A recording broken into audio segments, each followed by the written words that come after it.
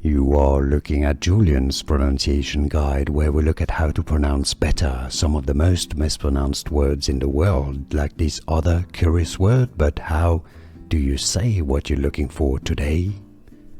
Let's learn how to pronounce this name from Italian. This is, of course, the name of a basilica in Florence, Italy. The Italian pronunciation is as Santa Croce. Santa meaning saint, obviously. Croce meaning cross, so the Saint Cross is what it means.